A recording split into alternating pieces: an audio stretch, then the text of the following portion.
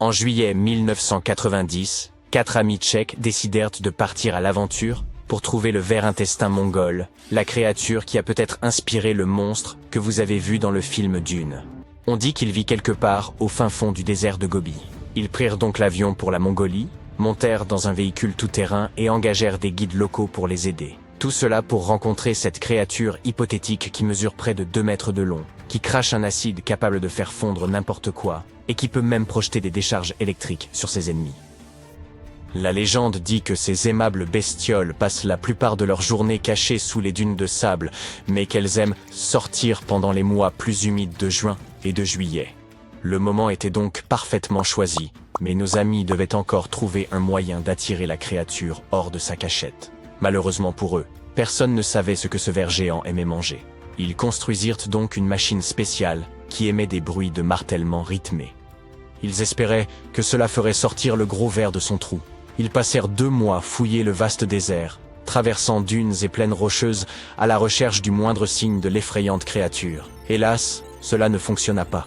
Ivan Makerl, qui était le chef de l'expédition de 1990, fit par la suite plusieurs expéditions dans le désert de Gobi. Il essaya une première fois d'attirer le ver géant avec des explosions. Et la seconde fois, il utilisa un petit avion pour explorer les dunes. Au fil des ans, des groupes américains, britanniques et néo-zélandais organisèrent de grandes expéditions dans la région pour tenter de trouver la créature. De nombreuses autres personnes vinrent du monde entier par leurs propres moyens, mais personne ne trouva quoi que ce soit. En Occident, on entendit pour la première fois parler du ver intestin mongol grâce à un paléontologue américain, Roy Chapman Andrews. Cet homme courageux servit probablement de modèle au personnage d'Indiana Jones. En 1926, il parle de cette créature dans son livre. Andrews entendit lui-même parler de la mystérieuse créature lors d'une réunion avec des dirigeants mongols qui pourtant ne l'avaient jamais vue de leurs propres yeux. L'un d'eux raconta qu'elle ressemblait à une saucisse d'environ 1 demi-mètre de long, sans tête ni pattes. Selon lui, le ver était si venimeux que le simple fait de le toucher pouvait instantanément vous tuer. Et il vivait dans les zones les plus isolées du désert de Gobi. Andrews ne croyait pas que cette créature était réelle, mais il évoqua ses témoignages dans un autre livre. En mai 2005, 4 chasseurs de monstres britanniques professionnels décidèrent de tenter leur chance. Ils firent des dessins du ver et engagèrent des gens du coin pour distribuer des prospectus dans tout le désert de Gobi. Ces prospectus promettaient une récompense à toute personne susceptible de fournir des informations sur la créature, ou de leur en apporter un spécimen. Selon eux, la machine bruyante que les autres explorateurs avaient utilisée avait plus de chances de faire fuir la bête que de l'attirer. Quelqu'un les renseigna, le ver aimait l'humidité. Ils élaborèrent donc un plan visant à bloquer les cours d'eau, afin de créer des zones humides qui attirent vers le ver. Mais cela ne fonctionna pas, car il était trop difficile de construire des barrages dans le désert. Ils finirent par utiliser de petits pièges, mais ne trouvèrent aucune preuve de l'existence du ver. Mais de nombreuses personnes leur racontèrent des histoires sur les créatures étranges qu'elles avaient vues au cours des 70 dernières années. Au fil des ans, les anecdotes sur ce monstre se répandirent dans le monde entier. Selon certaines d'entre elles, il ne mesurerait que 30 cm de long. Selon d'autres, il était aussi grand qu'un être humain. Il était blanc-gris, ou couvert d'écailles, et brun, ou encore charnu et rouge vif. Certains ont dit qu'il ressemblait à un serpent, ou peut-être à une chenille, ou encore qu'il avait des ailes, et pouvait voler. D'autres pensent qu'il pourrait s'agir d'un être surnaturel maléfique, dépourvu de corps. Si ces histoires sont si différentes les unes des autres, et si toutes ces recherches n'ont jamais rien donné, c'est peut-être parce que la créature n'existe tout simplement pas. Il s'agirait d'un cryptide. Ces créatures telles que le Bigfoot, le Yeti, le monstre du Loch Ness, dont l'existence n'a pas encore été prouvée. En 1983, un scientifique qui visitait la région a appris qu'un vieil homme avait réussi à attraper le mystérieux ver. Il a également appris qu'il y avait un nid à proximité. Le scientifique s'est courageusement approché du trou dans le sable et a mis sa main à l'intérieur. Une créature géante l'a entraîné et on ne l'a plus jamais revu. Je plaisante, il a en fait trouvé un boa des sables de Mongolie. Il s'agit d'un serpent trapu, fouisseur, non venimeux, aux petits yeux et aux écailles gris-brun. Il l'a montré aux habitants de la région pour savoir s'il s'agissait bien du monstre de la légende. Et il semblerait que tous aient répondu par l'affirmative. La plupart des Mongols qui connaissent l'existence du ver croient fermement en sa réalité. Si les gens du pays disent donc communément que ce monstre est un ver, c'est par une sorte de raccourci. Dans de nombreuses cultures mongoles, ce mot a été utilisé pendant des siècles pour désigner tout animal jugé dangereux, en particulier les serpents, même ceux qui ne sont pas venimeux. Après tout, il ne s'agit pas forcément d'un ver au sens propre. Les vers sont mous, mais une créature vivant dans le rude désert de Gobi devrait avoir une peau assez résistante, plus proche de celle d'un serpent ou d'une sorte de lézard sans pattes. Aucune de ces créatures ne peut projeter de l'électricité ni cracher de l'acide, comme on le dit du ver intestin. Mais certains serpents, comme les cobras, peuvent cracher un venin très dangereux pour l'homme. Si elle était réelle, notre créature aurait une colonne vertébrale et les explorateurs auraient probablement découvert des ossements ou d'autres traces du même genre. Or, on trouve effectivement des fossiles dans tout le désert de Gobi. Les scientifiques y ont trouvé des représentants de plus de 80 groupes de dinosaures au cours des 100 dernières années. C'est là, par exemple, que les premiers nids d'œufs de dinosaures ont été découverts. Et cela a complètement changé ce que les scientifiques croyaient savoir sur ces grands animaux du passé. C'était la première preuve qu'ils pondaient en des œufs. Au cours des 2 années suivantes, la même équipe de chercheurs exhuma plus d'une centaine de fossiles de dinosaures qui furent transportés au Musée américain d'histoire naturelle, où vous pouvez encore les voir aujourd'hui. Certains d'entre eux nageaient dans la mer du Crétacé qu'on trouvait là il y a environ 71 millions d'années. Ils ressemblaient à nos oiseaux modernes. Le mystère du ver intestin n'est toujours pas résolu.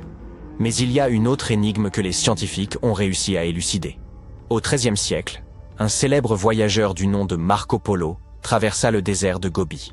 Il crut entendre des bruits mystérieux, des sons produits par des instruments de musique tels que des tambours. Il en parle dans son livre. Selon lui, il s'agissait des voix d'esprits tourmentés. Les scientifiques modernes appellent cela les sables chantants.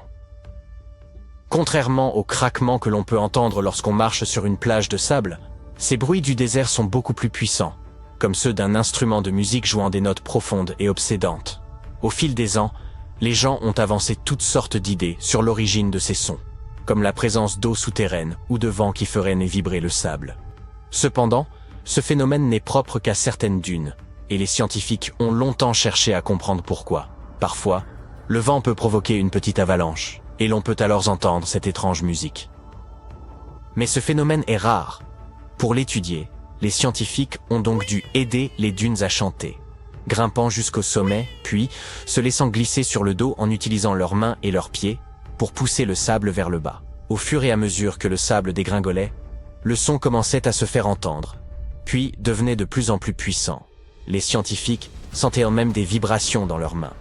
Ils ont donc découvert que pour qu'une dune...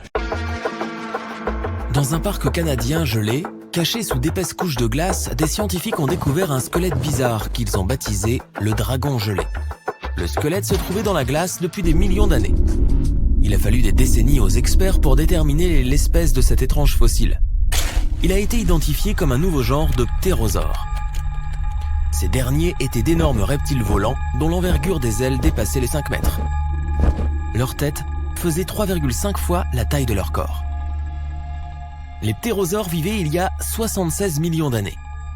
Ils planaient alors au-dessus des dinosaures. Les scientifiques les ont décrits comme les animaux les plus grands, les plus méchants et les plus bizarres qui aient jamais volé. Le nouveau genre a été nommé Cryodracon boreas, ce qui se traduit par dragon gelé des vents du Nord. En 2013, un jeune alpiniste escaladait l'une des plus hautes montagnes d'Europe occidentale, le Mont Blanc. Il a remarqué une étrange boîte métallique qui dépassait de la neige. L'alpiniste a forcé la boîte et a découvert qu'elle était remplie de rubis, d'émeraudes et de saphirs précieux. L'alpiniste a immédiatement remis la boîte aux autorités. On a découvert que la boîte appartenait probablement à un passager de l'un des 2 vols en provenance d'Inde qui se sont écrasés sur la montagne il y a plus de 50 ans. La boîte a été évaluée à plus de 200 000 $ et les autorités sont toujours à la recherche de l'héritier de la petite boîte de trésor. En 2007, dans le nord-ouest de la Sibérie, un éleveur de rennes faisait une sortie avec ses fils lorsqu'il a remarqué quelque chose d'étrange dans la glace. L'homme a réalisé qu'il s'agissait d'un jeune mammouth congelé et a immédiatement contacté le musée local. Ce petit, baptisé Liuba, était la momie de mammouth la mieux conservée au monde au moment de sa découverte. Liuba était dans la glace depuis 41 800 ans et est âgé d'environ 30-35 jours. Du tronc à la queue, ce bébé mammouth mesure à peu près la même taille qu'un gros veau. Si tu souhaites le voir, Liuba voyage dans les musées du monde entier. Sur le continent gelé de l'Antarctique, recouvert de couches de glace et de neige, se trouve le mont Erebus, un volcan gelé. Celui-ci a été découvert au milieu d'une éruption en 1841 par des explorateurs en expédition dans l'Arctique. Il mesure plus de 3657 mètres de haut et est actif depuis 1,3 million d'années. Au centre du volcan se trouve un énorme cratère rempli de grands volumes de lave en fusion. Le volcan subit des explosions occasionnelles, ce qui signifie qu'il est classé dans la catégorie des éruptions continues. Cependant, il n'y a pas lieu de s'inquiéter de ces éruptions car elles sont généralement de faible ampleur. En 1991, 2 randonneurs traversaient les Alpes italiennes lorsqu'ils sont tombés sur un corps qu'ils ont supposé appartenir à un randonneur qui s'était perdu récemment. Le duo a redescendu la montagne pour rapporter leur malheureuse découverte. Une fois les restes récupérés, il est devenu évident que le corps n'était pas du tout récent. Les scientifiques ont déterminé que l'homme des glaces avait plus de 5000 ans et l'ont nommé Ötzi. La découverte ne ressemblait à rien de ce que les scientifiques avaient vu auparavant, car le corps était très bien conservé. Pendant des années, Ötzi a été étudié par des scientifiques qui ont découvert que nos ancêtres avaient beaucoup plus en commun avec nous que nous ne le pensions auparavant. Ötzi était couvert d'art corporel à base d'encre. Les recherches effectuées sur le contenu de son estomac ont révélé que son dernier repas était de la viande séchée, semblable au bacon que nous mangeons aujourd'hui. Ötzi a au moins 19 parents vivant aujourd'hui quelque part en Europe centrale. Des scientifiques étudiaient d'anciens terriers d'écureuils en Sibérie lorsqu'ils sont tombés sur quelque chose d'intéressant. L'un des écureuils avait caché de précieuses graines dans les profondeurs du sol. Les graines étaient enfermées dans la glace depuis 32 000 ans. Les graines étaient issues de la fleur Silene stenophila, qui avait disparu depuis longtemps. De manière incroyable, les scientifiques ont pu récupérer des tissus végétaux à l'intérieur des graines et faire pousser une culture entière de celles-ci. Ils ont depuis réintroduit cette fleur disparue dans des habitats naturels du monde entier. En 1930, une équipe de scientifiques norvégiens a navigué autour de l'océan Arctique pour mener des recherches sur les mers et les glaciers. Ils ont atteint White Island, une terre dangereuse et glacée sur laquelle aucun humain n'avait mis les pieds auparavant. C'est du moins ce qu'ils pensaient, car les scientifiques ont été choqués de découvrir le bout d'un petit bateau qui dépassait de la neige. Gelés à l'intérieur du bateau, ils ont trouvé du matériel scientifique et divers objets personnels, dont une veste portant le monogramme S.A. André. Ils avaient découvert l'épave de la célèbre expédition arctique d'André en ballon. En 1897, les explorateurs suédois, sous la direction d'André, ont tenté de se rendre au pôle Nord à l'aide d'un ballon à hydrogène. Personne n'a plus jamais entendu parler d'eux. Les gens ont découvert ce qui leur était arrivé seulement lorsque l'épave a été découverte 33 ans plus tard. Il s'avère que le ballon s'était écrasé sur White Island 2 jours seulement après leur départ de Suède. Les explorateurs ont longé l'île sur un petit bateau de fortune mais n'ont pas pu aller plus loin. Le mammouth laineux le mieux conservé qui ait jamais été trouvé a été découvert dans une zone de permafrost en Sibérie en 2010. Les scientifiques ont baptisé ce mammouth congelé Yuka, du nom du petit village situé à proximité de l'endroit où il a été découvert. Yuka a été congelé pendant 39 000 ans et on pense qu'il était âgé de 6 à 8 ans. Comme il a été si bien conservé, Yuka a été étudié pendant des années et a fourni de nouvelles informations sur les mammouths. En 2019, des scientifiques ont déclaré qu'ils étaient capables d'activer des cellules prélevées dans les tissus du Yuka. Peut-être qu'un jour nous aurons des mammouths laineux qui parcourront la Terre. En regardant des photos et des vidéos de l'Antarctique, on a l'impression que le continent est glacé, couvert de neige et à plat, à l'exception de quelques petites collines. Les scientifiques le croyaient ça aussi. En étudiant les montagnes Gamburtseff au début des années 2000, ils ont été choqués de découvrir que les petites collines rocheuses étaient en fait le sommet d'une gigantesque formation montagneuse sous 1 km de neige. Grâce à une technologie radar, les chercheurs ont découvert que les montagnes mesuraient en réalité près de 3000 mètres de haut et s'étendaient sur 1250 km. C'est à peu près la même taille que les Alpes européennes, mais cachées sous des tonnes de glace et de neige. Dans une mine d'or en Sibérie, un homme d'affaires examinait une rivière voisine lorsqu'il a remarqué quelque chose d'intéressant dans le gel. Il s'agissait d'un petit rhinocéros laineux qui a été nommé plus tard Sacha. Ces animaux ont disparu depuis 15 000 ans. On pense que Sacha a dû être figée dans la glace pendant 39 000 ans. Elle est unique car c'est le seul rhinocéros laineux dont le corps entier a été découvert. Les glaciers autour de la ville de Pello, dans le nord de l'Italie, ont commencé à fondre. Des artefacts datant de plusieurs décennies, voire de plusieurs siècles, ont été découverts en train de sortir de la glace. Des effets personnels de soldats ont été trouvés, comme des journaux intimes, des photographies et même des lettres d'amour. Les historiens ont même découvert une cabane entière préservée sous la glace. Celle-ci était remplie de casques en métal dur et de vêtements. En 1845, Sir John Franklin s'est embarqué dans une expédition malheureuse vers le pôle Nord. L'équipage se déplaçait sur 2 navires, le HMS Erebus et le HMS Terror, baptisés de manière ironique. L'expédition a été un désastre et les 2 navires se sont perdus dans les eaux glacées. En 2016, le HMS Terror a été découvert par une équipe de chercheurs. Bien qu'il ait été perdu pendant 170 ans, les eaux glaciales avaient maintenu le navire dans un état impeccable. Les scientifiques ont décrit le navire comme étant gelé dans le temps. Les assiettes et les verres étaient encore sur les étagères, les lits et les bureaux étaient encore en ordre et même les bagages des passagers semblaient être en bon état.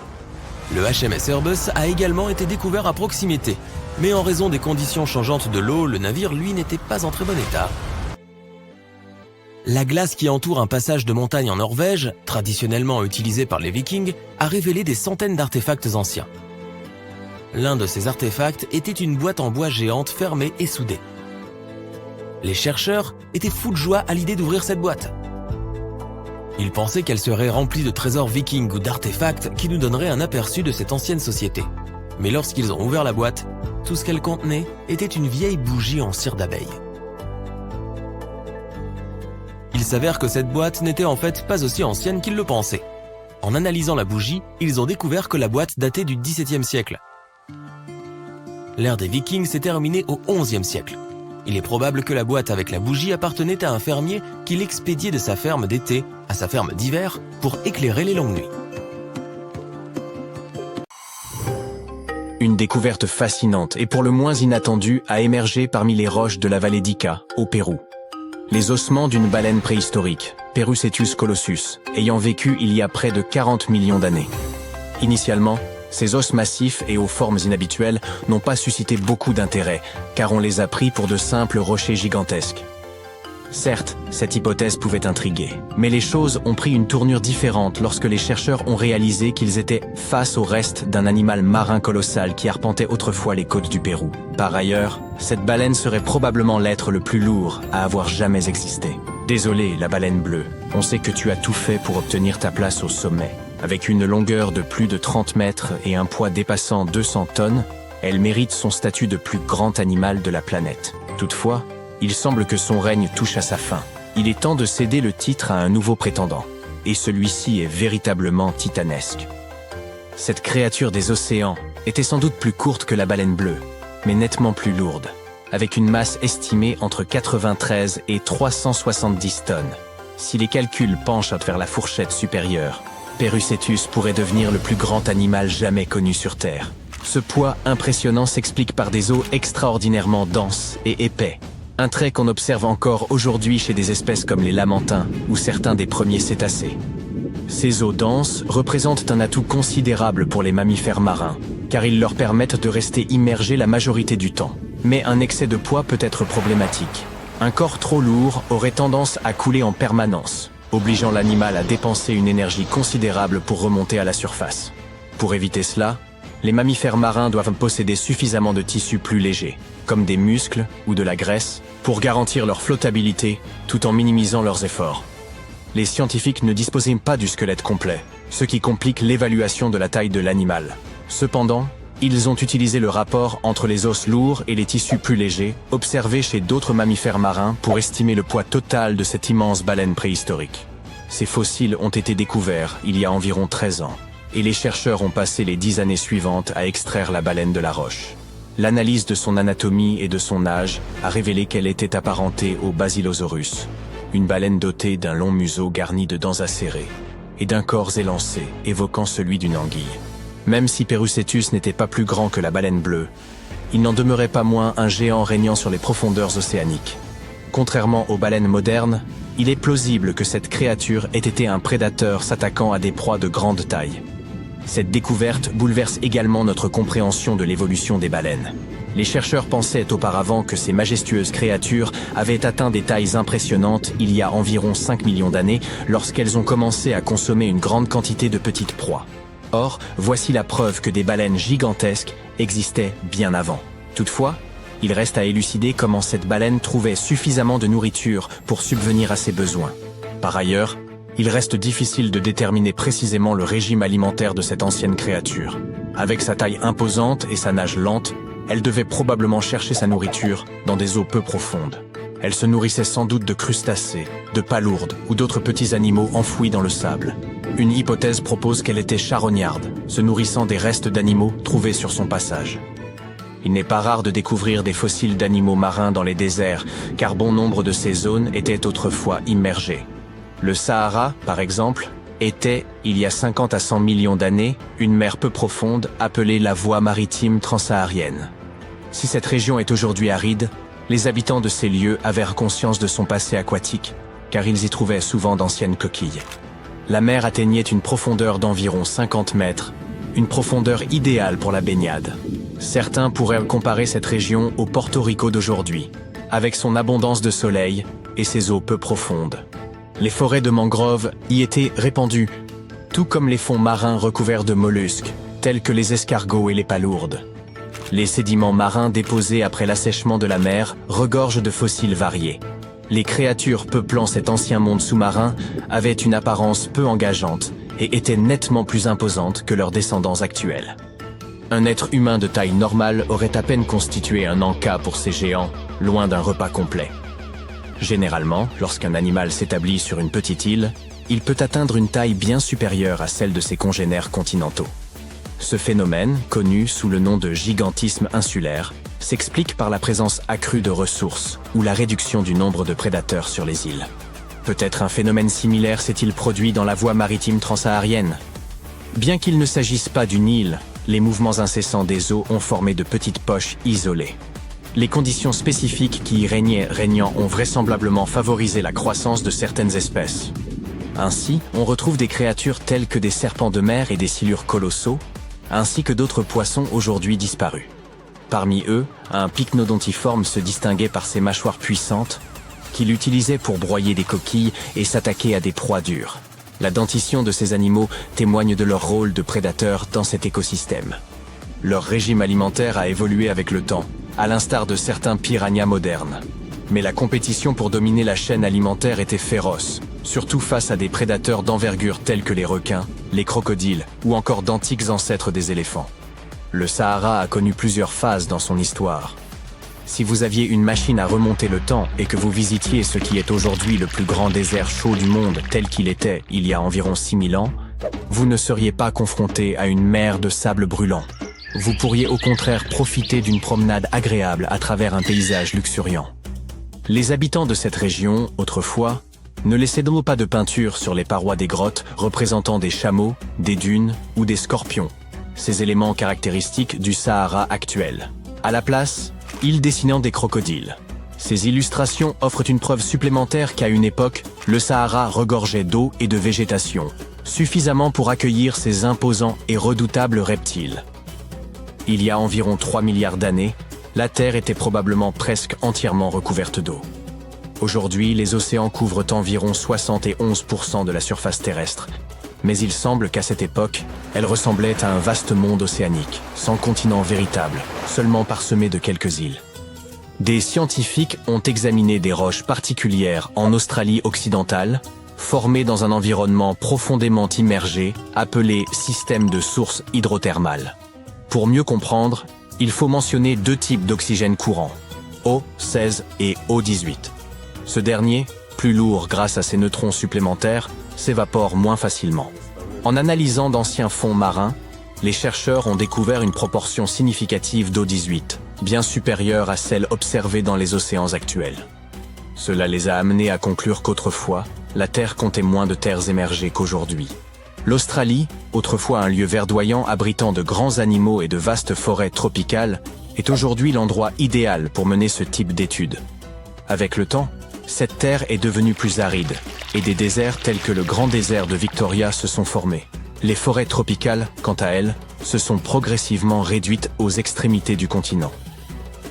Ce phénomène, connu sous le nom de désertification, se produit lorsque des terres, auparavant fertiles et adaptées à l'agriculture, se transforment en déserts. Si les changements climatiques naturels contribuent à cette évolution, les activités humaines, comme l'exploitation minière, l'agriculture intensive ou la construction urbaine, jouent également un rôle important dans cette transformation. Lorsque des terres deviennent désertiques, cela pose de nombreux problèmes. Elles ne peuvent plus produire de nourriture, l'eau potable y devient insuffisante, et les animaux perdent leur habitat naturel. Pour lutter contre ce phénomène, de nombreux pays ont adopté un plan. Celui-ci vise à collaborer avec les agriculteurs pour restaurer les terres dégradées, gérer l'eau plus efficacement et préserver les zones encore productives, dans le but d'améliorer les conditions de vie sur notre planète.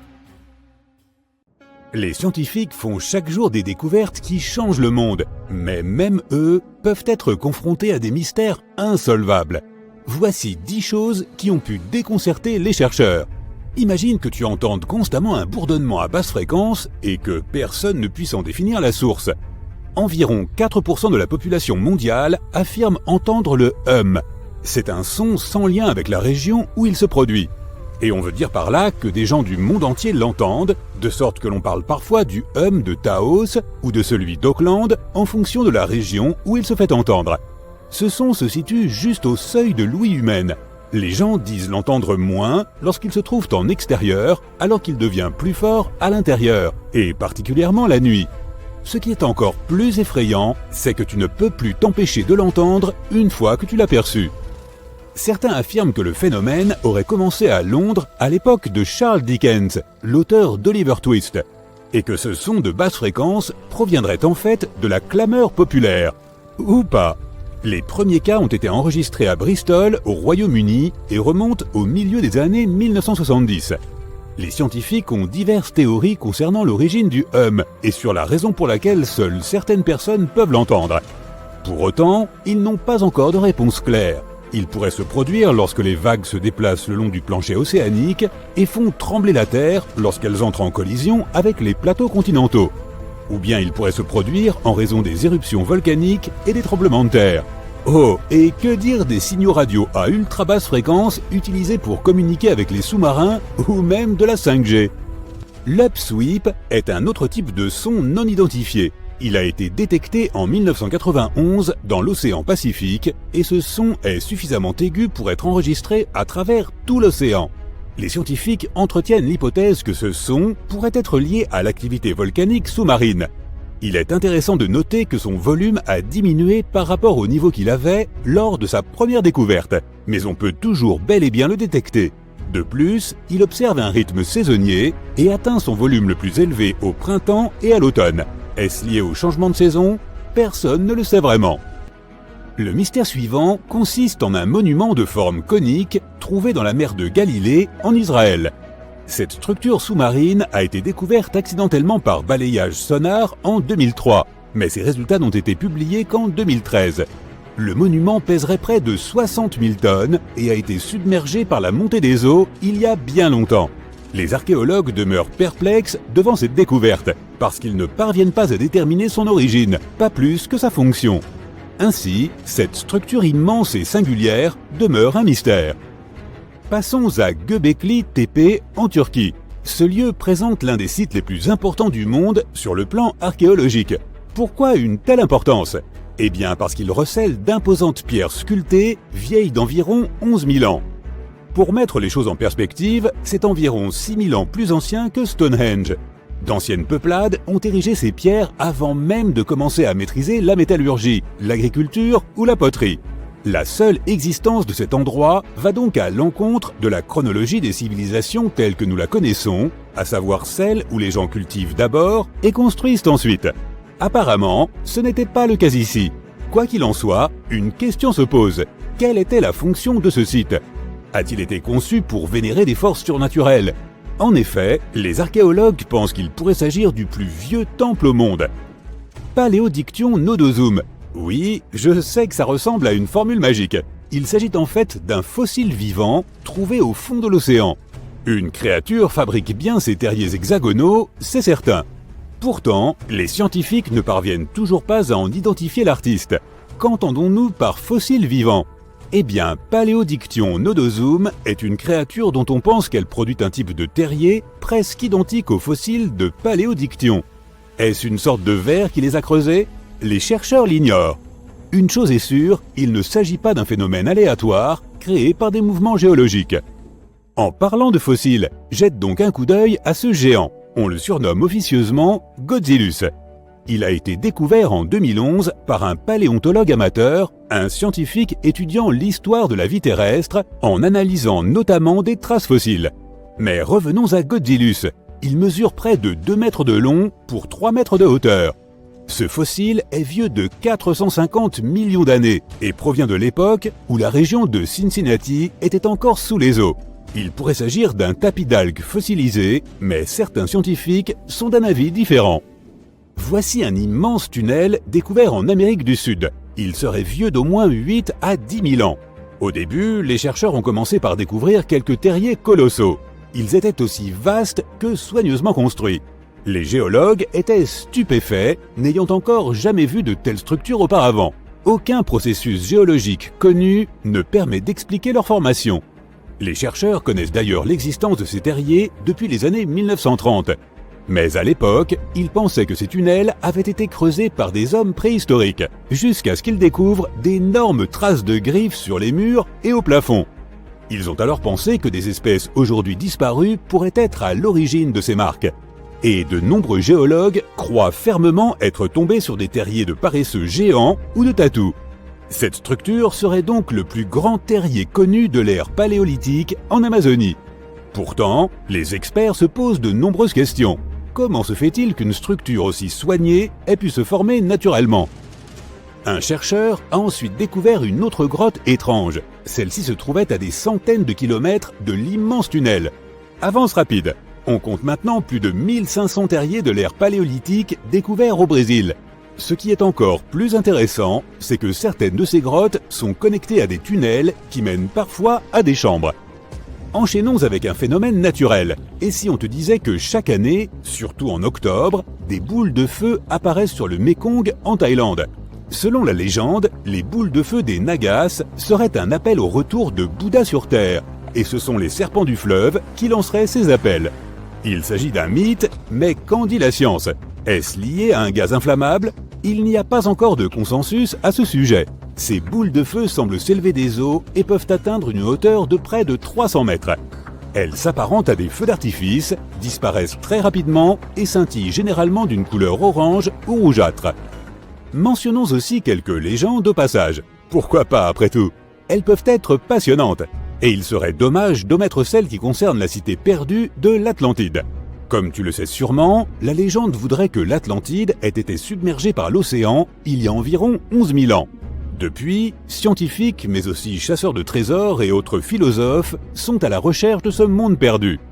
La route de Bimini pourrait-elle en être la trace ? En 1968, un plongeur a retrouvé d'étranges pierres au large des côtes de l'île de Bimini Nord, aux Bahamas. Ces pierres semblent avoir été fabriquées par l'homme. On dirait qu'elles ont été espacées de façon régulière et posées en rang ordonné. Les scientifiques ont été déconcertés, mais pas pour longtemps. La datation au carbone de ces blocs a révélé que des forces géologiques avaient créé cette route naturellement. Il n'y avait pas de marque d'outils ou de signes indiquant que les blocs avaient été empilés les uns sur les autres. Les recherches se poursuivent, mais les scientifiques pensent en général que ces blocs ont été créés par l'érosion. Je suppose que le scoop de l'Atlantide n'est pas pour demain.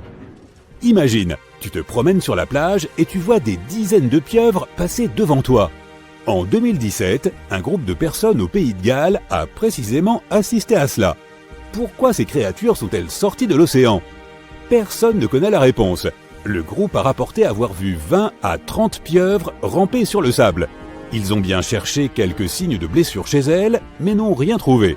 Pour finir, ils ont déclaré avoir rejeté ces animaux à la mer.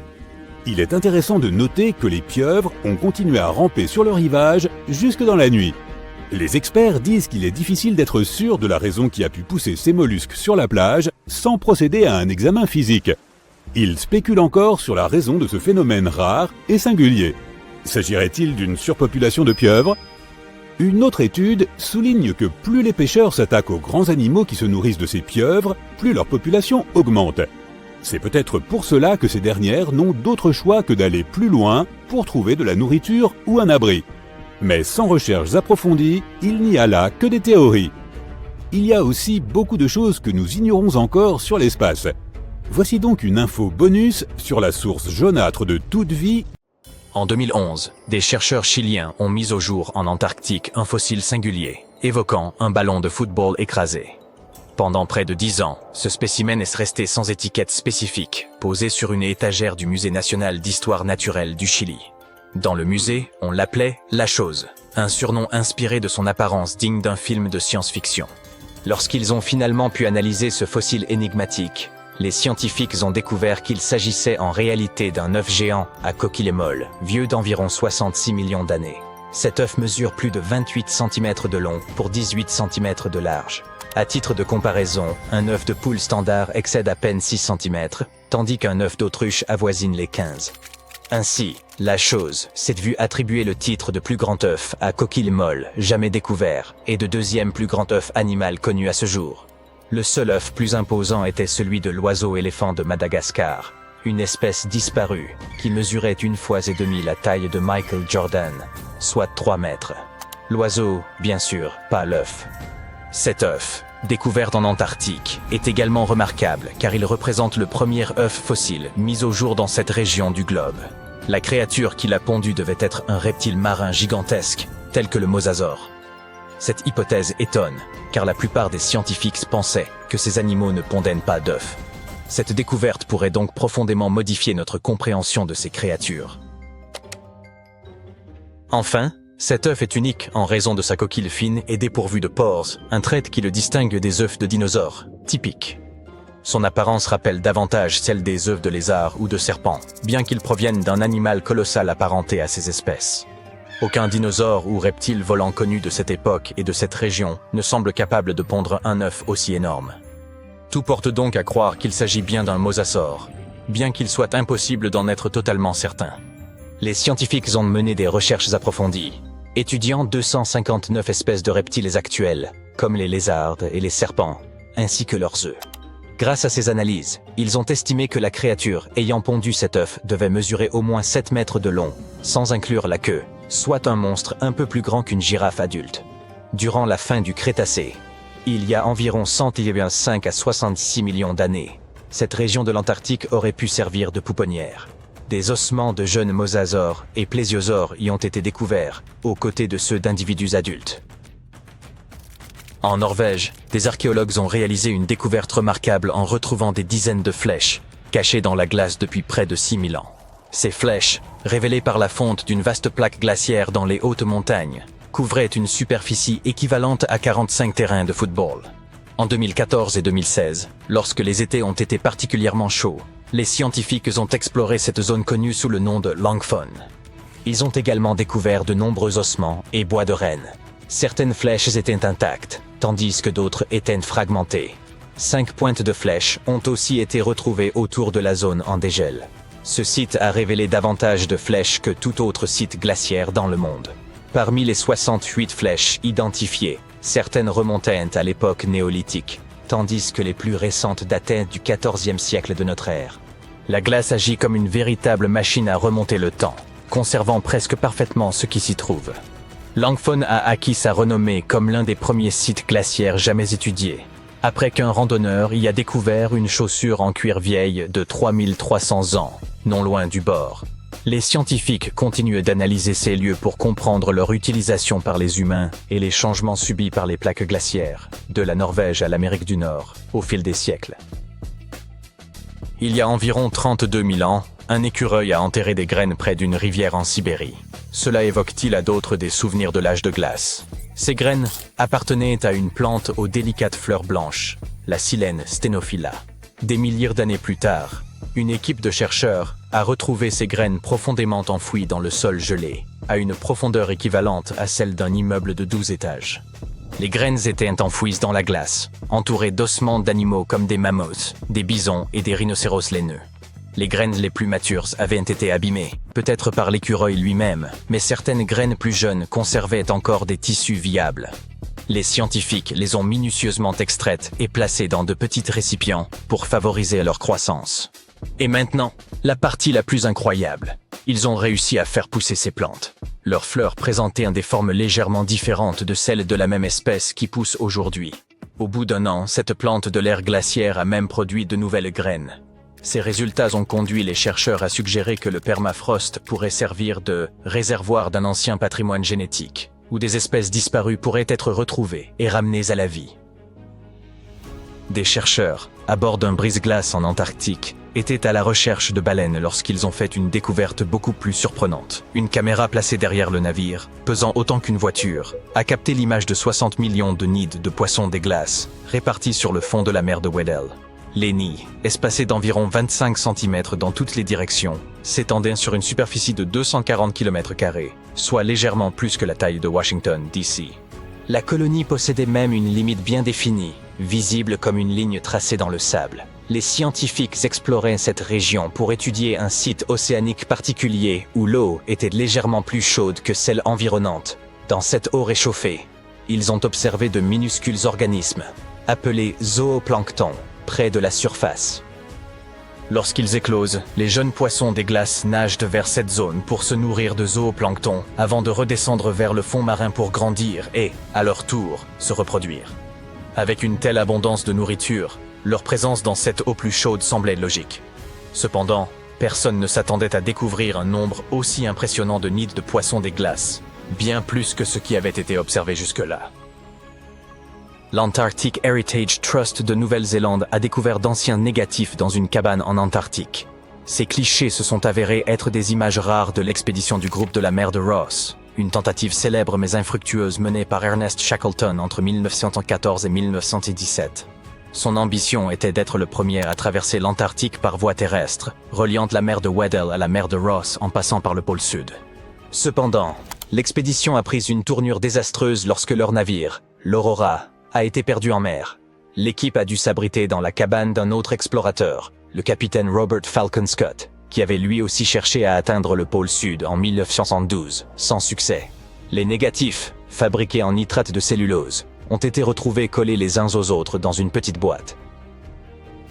Le Trust a ramené les négatifs en Nouvelle-Zélande, où ils ont été soigneusement séparés, révélant 22 images jusque-là invisibles.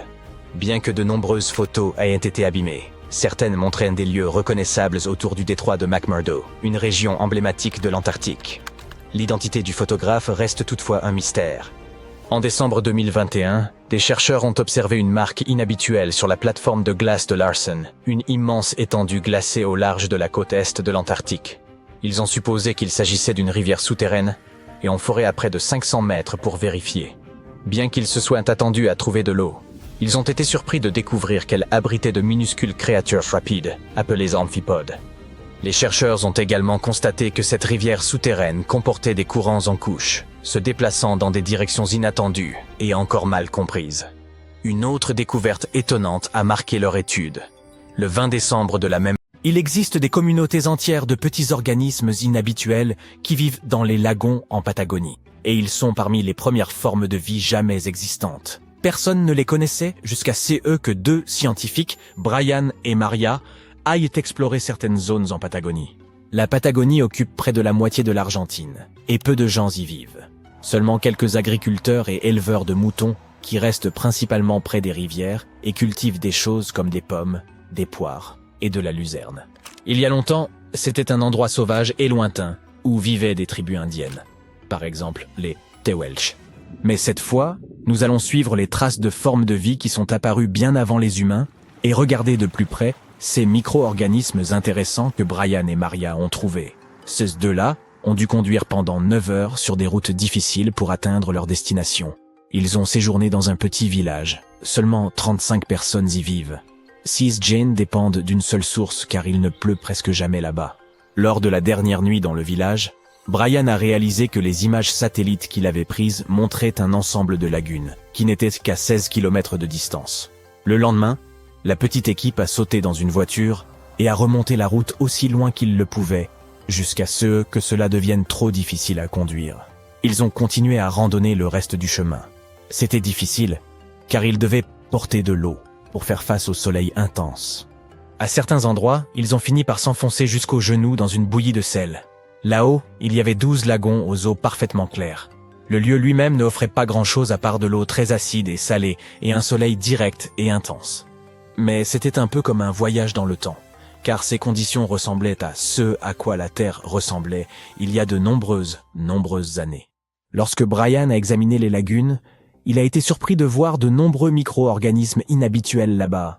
Nous les appelons, et ils sont si petits que nous ne pouvons même pas les voir sans un microscope. Mais ils se rassemblent et forment de grandes communautés. Dans le passé, de nombreuses espèces inhabituelles vivèrent de cette façon, par exemple les cyanobactéries. Elles étaient importantes à leur époque parce qu'elles produisaient de l'oxygène. La Terre, à ses débuts, n'avait pas beaucoup de ce gaz dans son atmosphère. Les premières stromatolites pourraient avoir été formées par différents types de bactéries qui ne produisèrent pas nécessairement d'oxygène, mais vivèrent simplement leur vie paisible là-bas. Elles formèrent des couches, s'empilant les unes sur les autres, afin qu'au moins certaines d'entre elles puissent recevoir un peu de lumière solaire. Elles utilisaient du sable et des liquides collants pour rester proches les unes des autres. Brian était également incroyablement surpris car c'était dans la tête les plus grands stromatolites vivants qu'il ait jamais vus. Les stromatolites vivants poussent généralement jusqu'à plus de 1 mètre de haut. Mais ceux qui venaient d'être découverts étaient de 5 mètres de large et quelques pieds de haut, ce qui est gigantesque comparé à ceux vivant dans d'autres endroits. Et les fossiles étaient encore plus grands. Il y a longtemps, ils pouvaient devenir plus grands qu'aujourd'hui parce qu'il n'y avait pas beaucoup d'autres espèces qui pouvaient les manger ou leur nuire. De plus, il y a beaucoup d'autres organismes aujourd'hui qui peuvent se développer plus rapidement et de manière plus massive qu'eux et prendre leur place. C'est pourquoi les stromatolites ne peuvent survivre que dans de rares endroits où presque rien d'autre ne peut vivre. Comme dans ces lagunes très salées situées en haute altitude, plus de 3650 mètres, dans la puna de Atacama. Les stromatolites trouvés là-bas sont les plus célèbres, car ils pourraient être parmi les meilleurs exemples des premières formes de vie sur notre planète. Cependant, ils ne sont pas réellement la première forme de vie sur Terre. Les plus anciens de leurs fossiles ont 3,5 milliards d'années, alors que d'autres preuves que nous avons nous disent que la vie sur notre planète est apparue il y a environ 4,1 milliards d'années. Peut-être que certains stromatolites vivaient aussi à cette époque. Mais la Terre a beaucoup changé depuis lors, et les endroits où ils auraient pu vivre n'ont pas survécu. Tout cela peut ne pas sembler grand-chose à première vue, car personne n'a encore trouvé une bête exotique et étrange que notre monde n'a jamais vue auparavant. Mais ce sont des exemples notables de ce à quoi pourrait ressembler la recherche de vie ailleurs dans l'univers. Les scientifiques qui s'intéressent à l'étude de Mars viennent souvent dans cet endroit car il pourrait ressembler à ce à quoi la planète rouge ressemblait il y a très longtemps. Si des fossiles étaient cachés dans d'anciennes roches sur Mars, ils pourraient ressembler à ces stromatolites. Un autre pays lointain a révélé certains de ses secrets. C'est l'Antarctique avec un ancien monde perdu trouvé sous sa glace. L'Antarctique n'a pas toujours été cette terre isolée et glaciale de neige et de glace. Autrefois, elle faisait partie du supercontinent Gondwana, avec ce qui est maintenant l'Amérique du Sud, l'Afrique, l'Australie, la péninsule arabique et le sous-continent indien. Mais à un certain moment, elle s'est séparée et a commencé à construire une vie à part. Elle s'est formée lorsque d'autres masses terrestres ont commencé à se déplacer, ce qui a formé sa côte. Mais l'Antarctique était également différent à bien d'autres égards à cette époque. C'était une terre recouverte de magnifiques forêts et de rivières pleines de vie. Les scientifiques ont utilisé des radars et des satellites pour explorer un monde mystérieux caché sous la glace là-bas. Cette ancienne terre, qui est proche de l'océan Indien, est aussi grande que l'État américain du Maryland ou la Belgique. Elle a plus de 14 millions d'années. Certaines études disent que cette zone s'est formée il y a plus de 34 millions d'années, bien avant que l'Antarctique ne tombe dans son grand gel. Au début, les températures y étaient plus élevées. Peut-être comme le temps en Patagonie ou les forêts pluviales tempérées froides de Tasmanie, Nouvelle-Zélande, ou peut-être même plus tropicales que cela. Mais alors que le climat devenait plus frais, de petits glaciers ont commencé à se former sur les collines près des rivières. Les vallées se sont enfoncées davantage à cause de toute cette glace qui les recouvrait. Et puis, les températures ont encore baissé. Et une énorme couche de glace a recouvert tout le continent, cachant ces anciens glaciers. Des rivières ont façonné ce monde perdu il y a longtemps, bien avant qu'il ne finisse par être recouvert de glace presque 3,2 km d'épaisseur à certains endroits. Des études scientifiques de cette région ont montré que ces paysages étaient remplis de hautes terres et de montagnes. La glace qui s'était formée sur l'Antarctique a rendu toute la région très froide, de sorte que le paysage ne pouvait plus s'éroder. Cela signifie que tout est resté essentiellement le même et intact sous la glace pendant des millions et des millions d'années. Ce qui est intéressant, c'est que nous en savons moins sur cette terre cachée sous la glace que sur la surface de Mars. Une façon de l'explorer davantage serait de forer ces calottes glaciaires pour vérifier les échantillons de sédiments en dessous. Il pourrait nous en dire plus sur la flore et la faune ancienne congelées en dessous. Ce n'est pas une nouvelle méthode. Une méthode similaire a été utilisée pour collecter des échantillons de 2 millions d'années au Groenland. L'Australie a aussi son monde secret. Des organismes anciens ont été trouvés cachés dans des roches provenant du nord du continent et datant d'environ 1,6 milliard d'années. Ces choses microscopiques font partie d'une famille appelée eucaryotes. Les membres de cette famille qui existent aujourd'hui comprennent les plantes, les champignons, les animaux et même ces minuscules organismes à une seule cellule, tels que les amibes. Tous les êtres vivants avec des noyaux dans leurs cellules, y compris nous, peuvent retracer leur arbre généalogique jusqu'à l'un des plus anciens membres de cette famille. Celui-ci est appelé le dernier ancêtre commun eucaryote, et il a vécu il y a plus d'1,2 milliard d'années. Ces organismes anciens étaient plus complexes et plus grands que les bactéries. Peut-être étaient-ils les premiers prédateurs sur Terre, chassant les bactéries.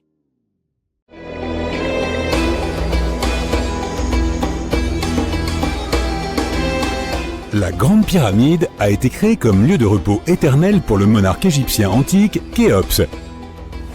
Selon la légende, Napoléon est entré dans la Grande Pyramide et en est ressorti secoué et très pâle. Il n'a jamais révélé ce qu'il a vu à l'intérieur, mais quoi que ce fût, on dit que cela l'a affecté pour le reste de sa vie. Lorsque Napoléon est entré dans la pyramide, il aurait traversé un passage très étroit et ascendant. Il aurait ensuite traversé un autre couloir appelé la Grande Chambre.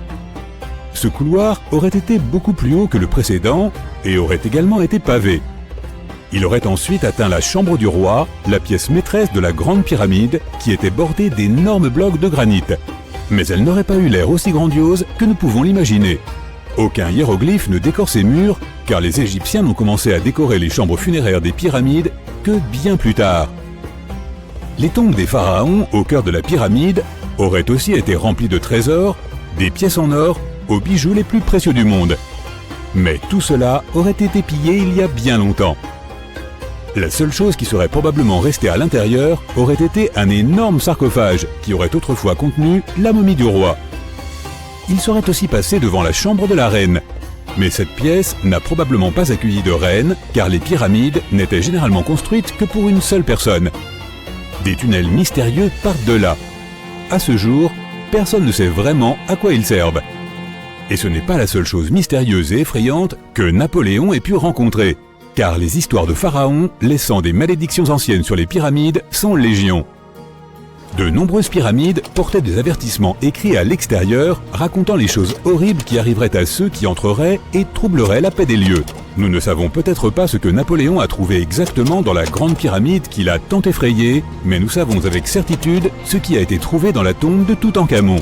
Toutankhamon était un pharaon égyptien qui n'avait que 8 ou 9 ans lorsqu'il est monté sur le trône.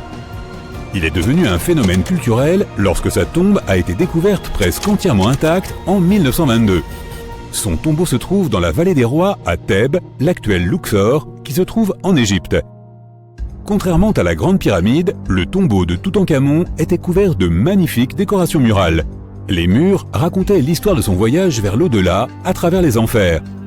Les Égyptiens croyaient que chacun devait accomplir ce voyage, alors ils remplissaient les tombes d'objets et de peintures pour aider les morts à y parvenir. Il y aurait aussi eu des sortilèges peints sur les murs. Ils pensaient que cela aiderait les gens à passer dans le royaume suivant. Ce voyage serait assez long, c'est pourquoi les anciens Égyptiens remplissaient aussi les pyramides de nourriture. La pyramide de Toutankhamon était remplie de 8 paniers de fruits. On y a même trouvé des fruits de palmier doum.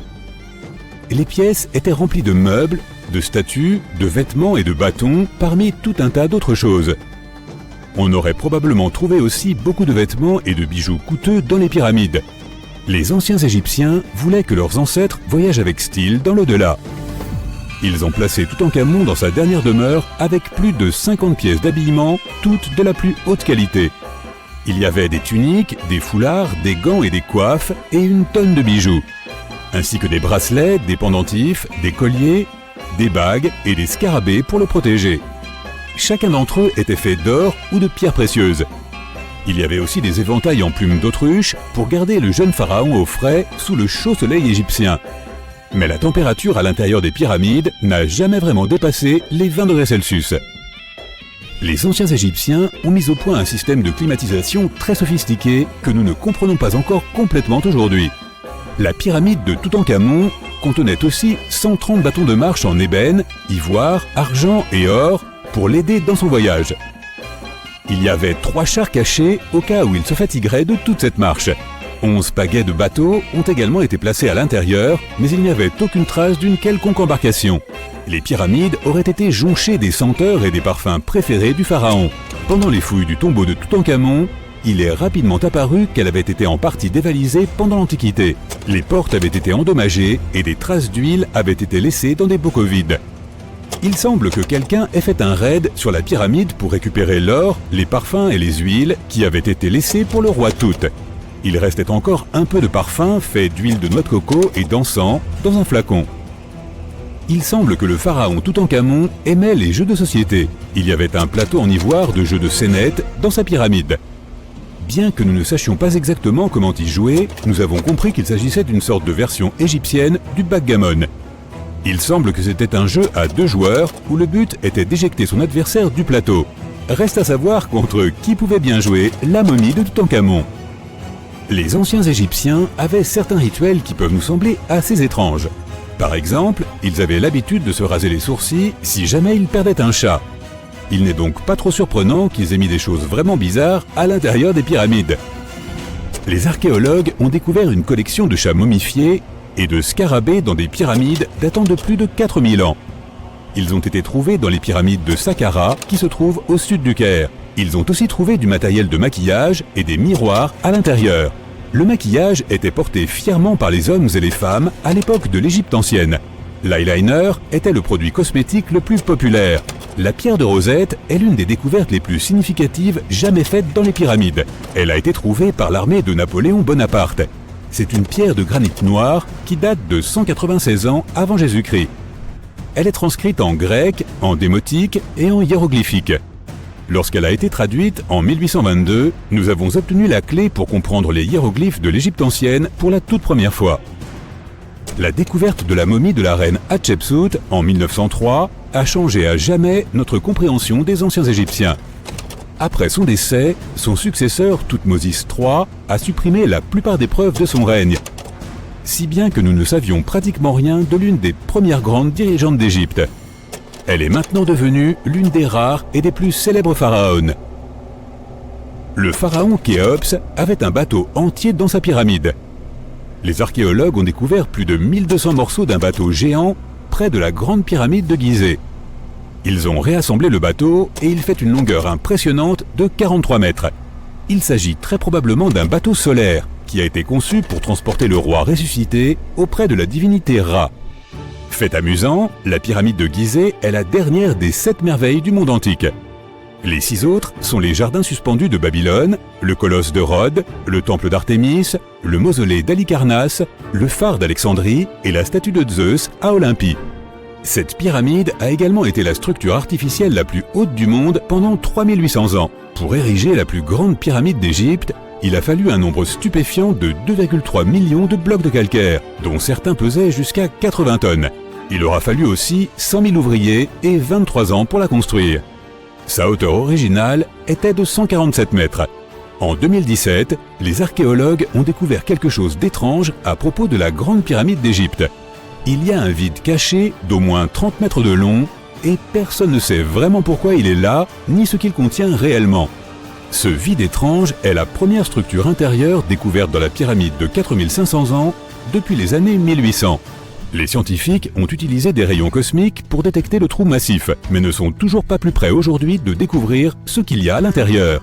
Les anciens Égyptiens ont pris beaucoup de soin à construire les pyramides et tout était placé stratégiquement et structurellement solide.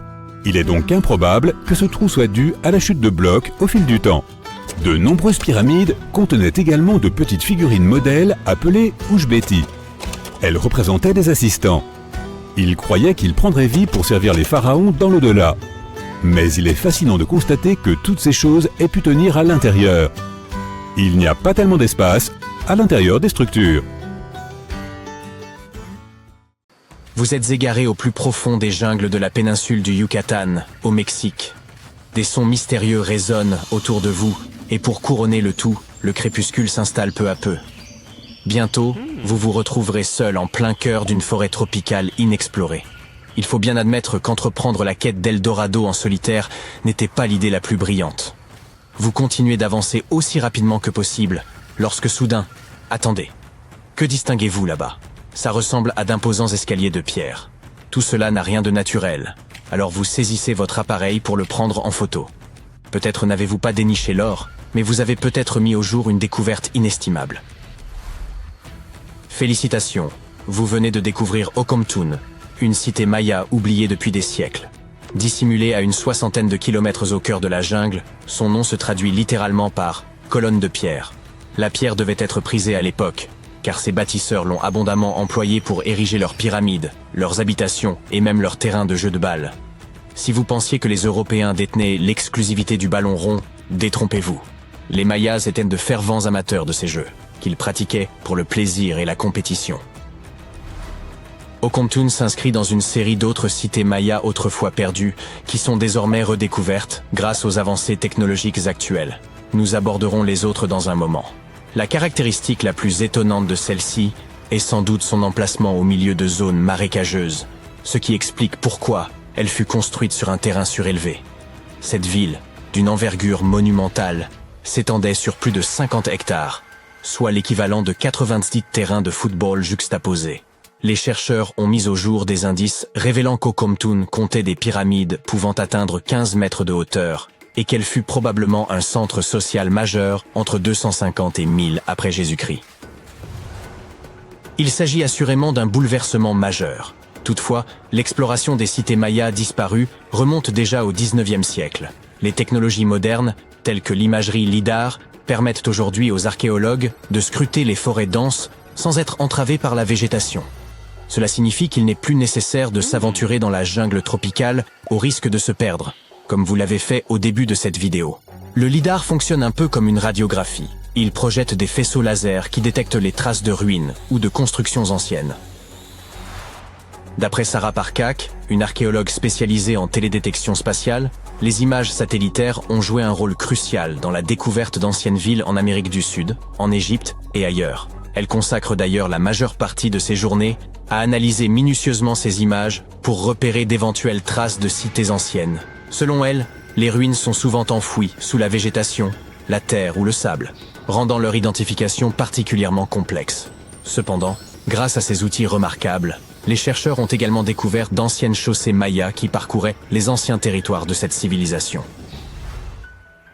Admirez donc ces anciens passages. Nous sommes davantage habitués à voir de telles ruines dans des pays du vieux continent. Mais imaginez des routes de 40 mètres de large, blanchies à la chaux, pour guider les voyageurs dans l'obscurité. Les scientifiques ont récemment mis au jour un réseau de plus de 170 km de ces voies qu'ils estiment antérieures aux premières routes mayas officiellement répertoriées jusqu'à présent.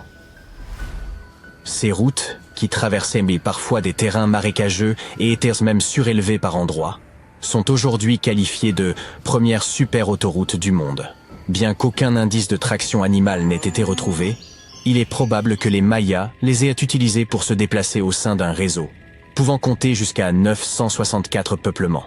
Construites sous la forme d'une vaste toile d'araignée, ces chaussées, d'après les informations recueillies par les archéologues, servaient à former un système étendu d'échanges économiques et sociaux entre les différentes cités.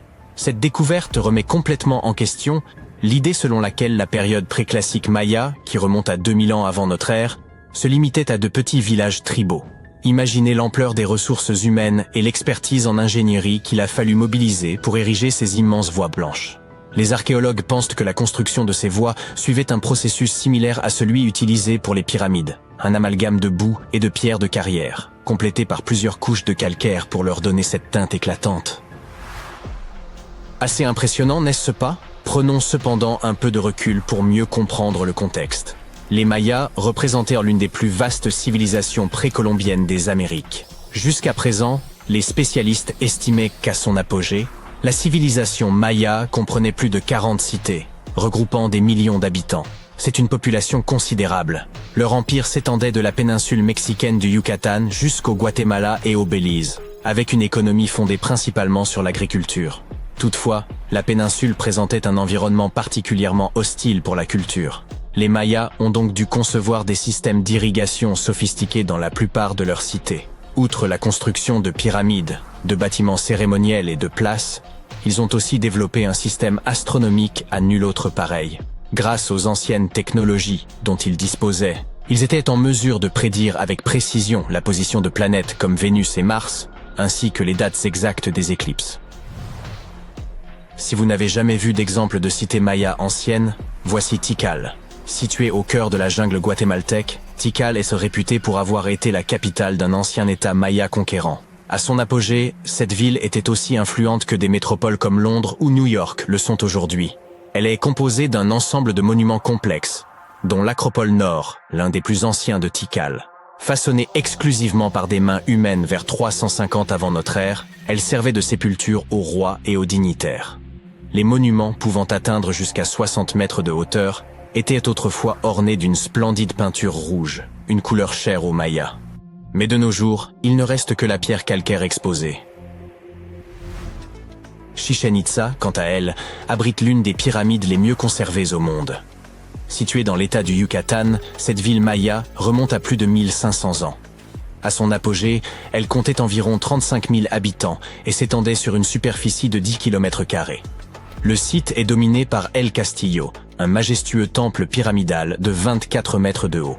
Ce qui le distingue particulièrement, ce sont les 91 marches de chacune de ses 4 faces qui, en y ajoutant la plateforme supérieure, totalisent 365 marches, correspondant au nombre de jours de l'année solaire. Il est évident que c'était une civilisation de grande ampleur, n'est-ce pas? C'est d'ailleurs pour cette raison que le mystère de son déclin reste si difficile à élucider. Les indices relatant l'effondrement de cet empire autrefois puissant sont rares. Quelle en aurait été la cause? Une sécheresse dévastatrice peut-être? Des recherches menées en 2017 ont apporté quelques éléments nouveaux susceptibles d'éclaircir ce mystère. À partir des données recueillies sur le site de Ceibal, au sud-ouest de Tikal, les chercheurs ont examiné les résultats des analyses de radiocarbone, ainsi que les découvertes issues des fouilles archéologiques et des céramiques, pour obtenir de nouvelles informations sur le déclin inattendu de cette grande civilisation. Les résultats indiquent que les Mayas n'ont probablement pas subi un effondrement soudain, mais plutôt une série de vagues d'instabilité sociale et de crises politiques. Ces bouleversements auraient entraîné la dégradation des centres urbains et amorcé la dispersion de la population maya. Il reste néanmoins difficile de déterminer avec précision les causes exactes de ce déclin. Cela dit, de récentes découvertes apportent un éclairage important sur l'histoire de l'humanité, touchant non seulement l'Empire Maya, mais aussi d'autres civilisations disparues d'Amérique du Sud. Une découverte majeure au Brésil, réalisée grâce à l'imagerie satellitaire, suscite également la stupeur des scientifiques. Des images prises à proximité du rio Xingu, dans la région amazonienne, suggèrent que des villes peuplées de millions de personnes auraient pu exister au cœur de la jungle, bien avant l'émergence de notre civilisation moderne. Si cela ne vous surprend pas, difficile de dire ce qui le ferait. Des images satellites ont également révélé un réseau de tranchées datant de 200 à 1200 après Jésus-Christ, au sein de la forêt bolivienne. Ces traces suggèrent la présence de communautés pouvant abriter environ 60 000 personnes au cœur de la jungle. Lorsque des chercheurs de l'Université de Floride se sont rendus sur le terrain pour vérifier les données satellitaires, ils ont eu la surprise de découvrir plusieurs monticules, accompagnés de fossés et de géoglyphes. Les archéologues ont aussi mis au jour des vestiges de murs soigneusement élaborés, organisés autour de places et rappelant les constructions typiques des anciens Mayas.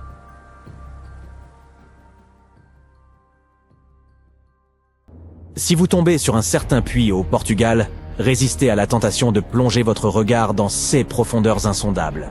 Cette tour inversée, proche de l'énigmatique palais de la Regaleira à Sintra, donne la chair de poule à quiconque ose s'y aventurer, tandis qu'elle s'enfonce en spirale jusqu'à 27 mètres sous terre. Ce puits n'a probablement pas été conçu pour recueillir de l'eau. Pourtant, son but véritable demeure un secret bien gardé. Datant d'environ 1904, il s'inspire vraisemblablement du mystérieux rite d'initiation des Templiers. L'ordre de Temple avait été dissous près de 6 siècles avant la construction de ce puits. Mais leurs étranges pratiques ont été ravivées par des sociétés mystiques ultérieures. Ainsi, une théorie avance que les candidats cherchant à être intronisés à l'époque devaient affronter leurs peurs les plus secrètes, en faisant face à ce puits et en dévalant ses marches en spirale les yeux bandés. Lorsqu'ils atteignaient le fond de la tour inversée, ils retiraient leurs bandeaux et se trouvaient confrontés à cette vue effrayante. La seule façon de sortir de ce labyrinthe obscur était de continuer à regarder en l'air et de suivre la lumière. Imaginez-vous parcourir les rayons d'un bouquiniste, jusqu'à tomber sur un livre écrit dans un alphabet que vous n'avez jamais vu auparavant. Vous décidez d'utiliser une application de traduction, mais vous n'obtenez aucune correspondance. Intrigué, vous décidez d'acheter le livre. Puis vous le montrez à vos amis et à vos proches, mais personne ne reconnaît cette écriture. Le marchand de livres rares, Wilfried Voynich, a probablement éprouvé la même frustration en 1912 lorsqu'il a acquis ce qui deviendrait plus tard le livre le plus énigmatique au monde.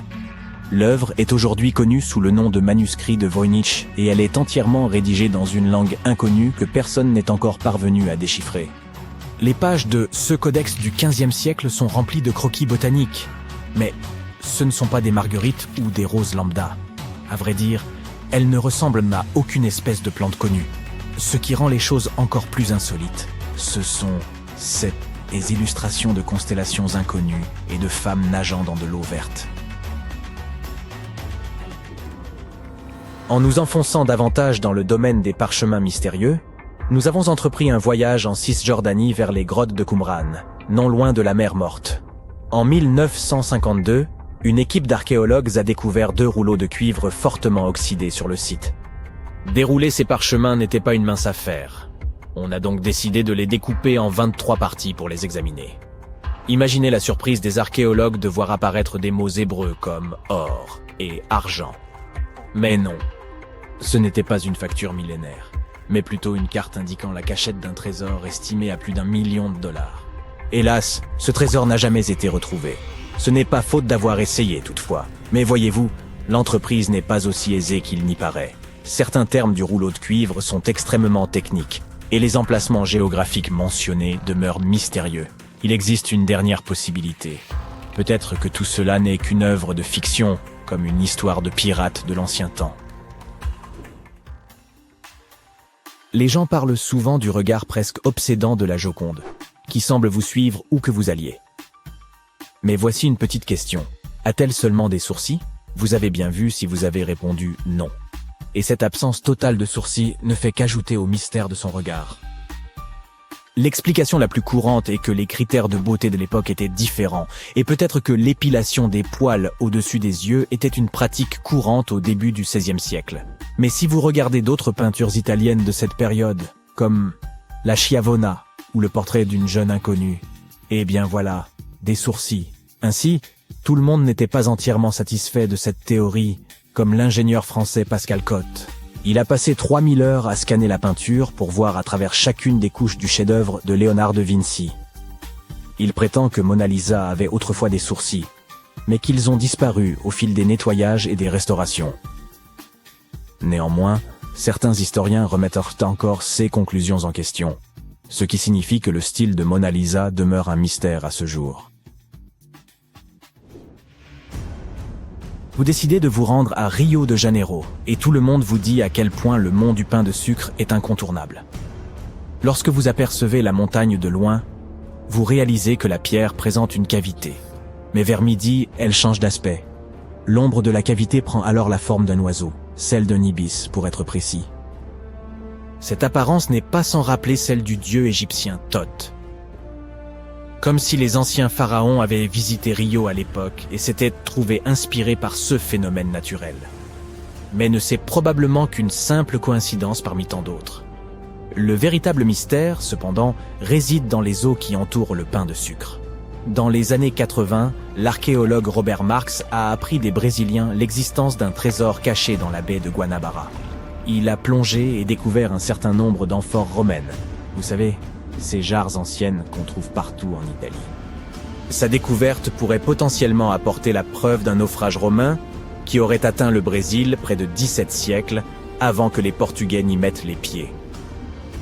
Il n'a toutefois pas pu poursuivre ses recherches, et à ce jour, l'idée d'une présence romaine sur la côte brésilienne demeure incertaine. Le véritable emplacement de la tombe de Cléopâtre n'est pas le seul mystère de l'Égypte ancienne. De nombreux secrets sont gravés dans les murs de ces anciennes structures, comme dans le temple funéraire de Séti Ier. Regardez attentivement ce hiéroglyphe, et vous remarquerez qu'il ressemble à un hélicoptère moderne. Un coup d'œil à droite, et vous verrez une gravure qui s'apparente à un sous-marin. Déroutant, n'est-ce pas? L'explication la plus plausible réside dans les marques successives laissées par les différents pharaons.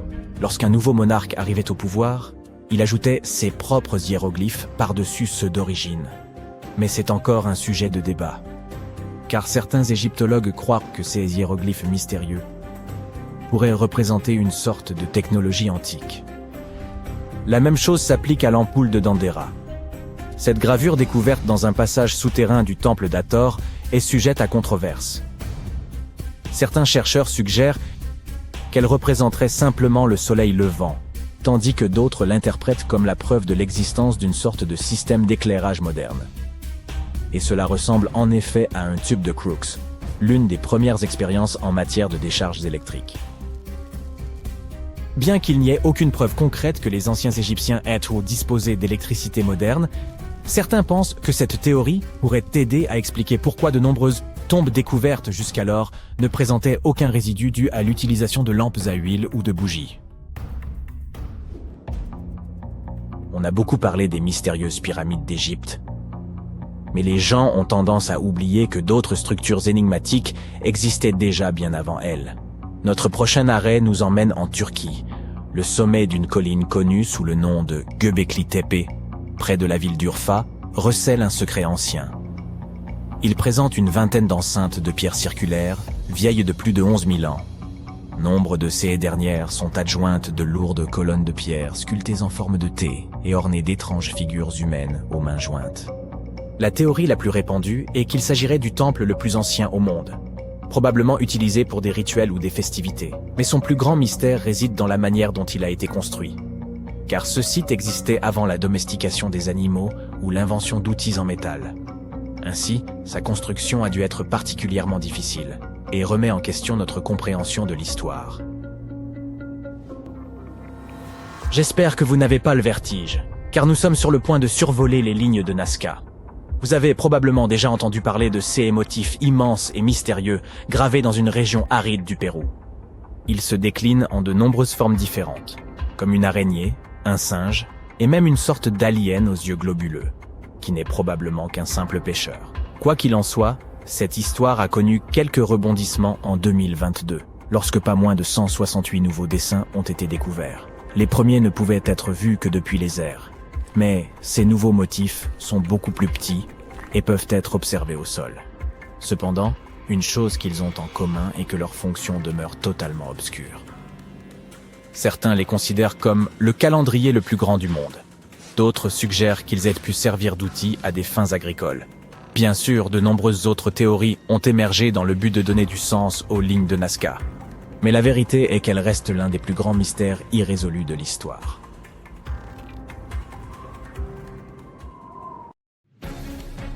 On dit que cet endroit regorge d'argent. Il y serait entreposé depuis des siècles, mais personne n'a réussi à l'emporter de cette île. Les chasseurs de trésors sont fascinés par cet endroit depuis 1795. Nombreux sont ceux qui ont tenté leur chance à la recherche de ces richesses, peut-être cachées là des pirates espagnols ou par des templiers. Mais aujourd'hui, on ne peut plus s'y rendre, le lieu ayant été privatisé. Tout ce que l'on peut faire, c'est une excursion autour de l'île. Sinon, il est toujours possible de regarder l'émission de télé-réalité des frères Lagina, Rick et Marty, qui forment une équipe de passionnés à la recherche des trésors de l'île aux Chênes, en Nouvelle-Écosse, au Canada. Il semblerait qu'il n'existe aucun endroit au monde où les caméras de télévision ne peuvent aller. L'une des découvertes les plus célèbres est celle du puits au trésor. Malgré son nom prometteur, il n'était pas rempli d'argent. Remontons donc d'environ 2 siècles. Le puits au trésor fut découvert par un jeune homme de 16 ans en 1795. Un jour, Daniel McGuinness alla pêcher sur l'île aux Chênes. Il y vit un arbre. Évidemment, il s'agissait d'un chêne. Mais il portait des marques bizarres. Ces marques ne semblaient pas naturelles. Daniel décida donc de faire un tour dans la zone. Il aperçut alors un trou dans le sol et commença à creuser. 2 de ses amis l'aidèrent. Mais au lieu d'un trésor, les garçons ne trouvèrent que des plateformes de bois placées sous terre à intervalles réguliers. Ça ressemblait à une cachette pour de l'argent ou des bijoux, mais ils ne découvrirent rien de précieux. Cependant, il y avait quelque chose d'étrange au fond de ce puits. Quelqu'un y trouva une pierre de granit sur laquelle était gravée une inscription. Nombreux sont ceux qui ont tenté de la déchiffrer, mais la plupart ont échoué. Il en existe cependant une traduction. 40 pieds sous terre, 2 millions de livres sont enterrés. Oui, McGuinness et ses amis auraient dû creuser davantage. L'autre élément amusant du puits au trésor est la fibre de noix de coco qui s'y trouve. On dit que de grandes quantités de cette fibre ont été découvertes à une profondeur de 18 mètres. Cela ne te surprendra peut-être pas, mais je dois te rappeler une chose. L'île aux Chênes se trouve en Nouvelle-Écosse, au Canada. Les cocotiers n'y poussent pas. Les plus proches se trouvent à environ 2500 km de la Nouvelle-Écosse. Quelqu'un aura donc apporté cette fibre à dessein. Des chercheurs ont émis l'idée que la fibre de noix de coco aurait pu être utilisée pour fabriquer des cordes et descendre les trésors dans le puits. Ensuite, voici 2 étranges mystères. À la fin des années 1800, la Oak Island Treasure Company inspecta et fouilla l'île de fond en comble. Tout le monde pensait que quelque chose d'énorme y était caché. Les hommes réussirent à creuser à 46 mètres sous terre, ce qui équivaut à 15 panneaux stop les uns sur les autres. Comme tu t'en doutes, ils ne trouvèrent pas les tonnes d'or et de diamants qu'ils espéraient. Mais ils découvrirent un manuscrit. Selon une théorie, il s'agirait d'un des manuscrits perdus de Shakespeare. Certains scientifiques pensent qu'il a été caché là par l'écrivain et savant Francis Bacon, peut-être le véritable auteur des œuvres de Shakespeare. Oui, une rumeur veut que ce soit Francis et non William qui ait écrit toutes ces pièces et ces sonnets. Mais cela n'a jamais été prouvé. Le puits au trésor est peut-être le puits le plus célèbre de l'île aux Chênes. Mais ce n'est ni le seul, ni le premier. Avant sa découverte, les chasseurs de trésors avaient foré la terre dans la baie de Smith. Lors de la construction d'un barrage, ils trouvèrent une structure de bois. Elle avait la forme d'un U et portait des chiffres romains. Après analyse, les spécialistes affirmèrent qu'elle datait de 1769. Le puits au trésor fut découvert 26 ans plus tard. Ce fait a donné lieu à de nombreuses spéculations selon lesquelles cette structure aurait pu faire partie du puits au trésor que tout le monde recherchait. Maintenant, regarde cette pièce des Templiers. Ce n'était pas la première découverte sur l'île, mais elle fut cruciale. Même si cela ne semble pas très important aujourd'hui, à l'époque médiévale, ces pièces permettaient d'amasser une quantité incroyable de richesses. Elles étaient généralement stockées dans les forteresses européennes. Pour les chasseurs de trésors, cette pièce était extrêmement significative. La logique est simple, s'il y a une pièce de ce type, il doit y en avoir d'autres. Et ils avaient raison, cette découverte ne fut pas unique. On trouva un carreau d'arbalète sur la rive sud-ouest de l'île. Les experts estiment qu'il date du XIIIe siècle.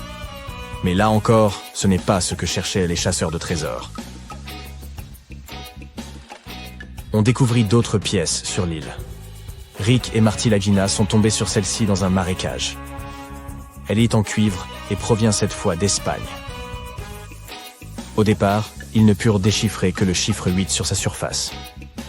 Mais plus tard, des experts se penchèrent dessus et affirmèrent qu'elle avait été fabriquée aux alentours du XVIIe siècle. Ils réussirent à bien la nettoyer et virent la date de 1652 gravée dessus. Selon une théorie, des explorateurs espagnols auraient trouvé un trésor mais l'auraient caché au lieu de l'apporter au roi. Il est donc possible que cette pièce soit tombée d'un coffre rempli de pièces et de bijoux et qu'elle fasse partie du trésor que tout le monde recherche. Ou peut-être que quelqu'un l'aura accidentellement perdu en cherchant le vrai trésor. Qui sait? Gary Drayton est un autre chasseur de trésors célèbre. Gary et son équipe, accompagnés de Rick Lagina, ont découvert 2 pièces de monnaie sur l'île. Il s'agit de pièces Britannia du roi Charles II datant du XVIIe siècle. L'une d'entre elles porte une inscription très nette, indiquant qu'elle a été frappée en 1771. Un autre trésor des marais, probablement d'origine espagnole, fut encore découvert. Il s'agit cette fois d'une bague en argent. Un spécialiste l'a étudiée de près et a affirmé qu'elle a été réparée 2 fois. L'anneau a été agrandi 1 fois et raccourci 1 autre fois. Il est orné d'un motif floral, très populaire dans l'Europe des années 1730. Parmi les autres objets mystérieux découverts par Rick et Marty, il y a un bouton d'argent. Il est assez ancien. Il remonterait au milieu du XVIIIe siècle, avant la découverte du puits au trésor. Cette découverte n'a donc pas été jugée très importante. Le bouton a pu simplement appartenir à un fermier qui élevait du bétail sur l'île. Il n'existe aucune preuve officielle qu'on ait jamais trouvé un coffre rempli de pierres précieuses et de pièces de monnaie sur l'île aux chênes. Mais quelques passionnés y ont trouvé des bijoux. Tout d'abord, ils ont trouvé une broche sertie d'une magnifique pierre rouge. Ils pensaient à tort qu'il s'agissait d'un rubis. Mais un expert a déclaré qu'il s'agissait d'un grenat. La broche est en argent et est plutôt ancienne. Les spécialistes pensent qu'elle a pu être fabriquée vers le XVIe ou XVIIe siècle. On a découvert une autre broche, sans pierres précieuses, mais ornée d'un motif complexe, le dessin d'une feuille et d'une corde. La feuille possède 13 pointes, ce qui a immédiatement éveillé la curiosité des chasseurs de trésors. Tout d'abord, un arbre à 13 branches est gravé sur un rocher de la côte nord de l'île. De plus, de nombreuses personnes pensent que le chiffre 13 était important pour les Templiers. Nos passionnés ont également trouvé une broche non loin de l'endroit où vivait Daniel McGuinness, celui qui a trouvé le puits au trésor. La broche a été montrée à un expert, Charles Lewton Brain. Il leur a affirmé que ce bijou n'était pas serti de pierres précieuses. En fait, la pierre qui semblait être précieuse n'était qu'un morceau de verre. Il s'agit d'un verre riche en plomb, du cristal. Après analyse, on s'aperçut que la broche était partiellement en or. Les spécialistes affirment qu'elle date du XIVe siècle. Alors, s'agit-il du trésor que tout le monde recherchait? Des spécialistes ont mis au jour le plus ancien village lacustre jamais découvert en Europe, caché sous les eaux du lac Doride, entre l'Albanie et la Macédoine du Nord. Ce lac, quant à lui, est également d'une ancienneté remarquable. On le considère comme l'un des plus anciens au monde. Avant cette découverte, un village situé dans les Alpes italiennes détenait le record avec environ 7000 ans d'existence. Cependant, des analyses par datation au radiocarbone révèlent que le village submergé du lac Doride a été édifié entre 6000 et 5080 ans avant notre ère, le rendant ainsi 1000 ans plus vieux que tout autre village en Europe. Ce village néolithique, qui abritait de 2 à 500 habitants, constitue l'une des toutes premières communautés humaines sédentaires connues. Cette découverte ne serait pas aussi fascinante sans le mystère qui l'entoure. Les habitants avaient érigé une forteresse de piquets de bois tout autour de leur village, vraisemblablement pour se protéger. Mais de quoi? Ce danger reste mystérieux. Les villageois ont pris soin de construire leurs habitations sur pilotis au-dessus du lac, en les entourant de ces défenses de bois. Pourquoi ces précautions élaborées? C'est précisément la question à laquelle les archéologues tentent de répondre. Existe-t-il d'autres implantations inhabituelles? Absolument. Prenez par exemple Göbekli Tepe. Ce site nous ramène aux origines même des premiers peuplements permanents et nous invite à remettre en question tout ce que nous croyons savoir sur l'émergence de sociétés organisées. Il semble que les habitants de cet endroit étaient particulièrement attachés à des pratiques spécifiques, probablement des rituels ou des rassemblements. Il y a environ 11 000 ans, ces anciens ont sculpté d'immenses blocs de calcaire et, d'une manière encore mystérieuse, les ont transportés de l'autre côté du monticule. Ces pierres, décorées de gravures d'animaux et de figures humaines, étaient disposés en cercle, comme des toiles témoignant de leur mode de vie. Sous ces pierres, on retrouve les mêmes piliers massifs que ceux érigés de l'autre côté du monticule. Près de 250 de ces piliers émergent à la surface, et les fouilles en ont révélé environ 60 autres. Ces éléments sont autant de messages venus du passé, nous livrant des indices sur la vie et les activités des personnes ayant habité ces lieux. Ces découvertes bouleversent les chronologies et les interprétations classiques des premières sociétés humaines. Bien que Göbekli Tepe soit devenu une destination prisée des touristes, un autre site à proximité, Karahan Tepe, reste moins connu, mais tout aussi remarquable. Ces deux sites défendent l'idée selon laquelle l'élevage aurait conduit à la sédentarisation. Il semblerait plutôt que les populations se soient d'abord établies en un lieu fixe, avant d'entamer la domestication animale. Ils remettent également en question l'hypothèse traditionnelle selon laquelle les sociétés organisées auraient émergé à la suite de l'agriculture. Ces sites anciens laissent entendre que des communautés structurées existaient avant même le développement agricole, et qu'elles pratiquaient sans doute des rituels cultuels ou communautaires.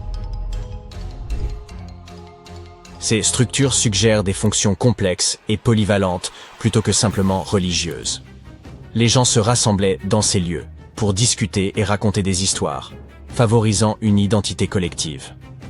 Ces bâtiments pourraient marquer les débuts d'une communauté cohésive, montrant l'émergence de hiérarchies horizontales et de partage des connaissances. Partons maintenant de l'autre côté du globe. Au Mexique, des pyramides méconnues, âgées d'environ 1500 ans, méritent qu'on s'y attarde. Ces édifices ont défié les siècles grâce à un ingrédient unique provenant du figuier de Barbarie. Ce cactus a permis aux bâtisseurs indigènes de concevoir ces merveilles architecturales du monde antique. Ces pyramides de roches volcaniques grises s'élèvent comme une chaîne de montagnes miniatures.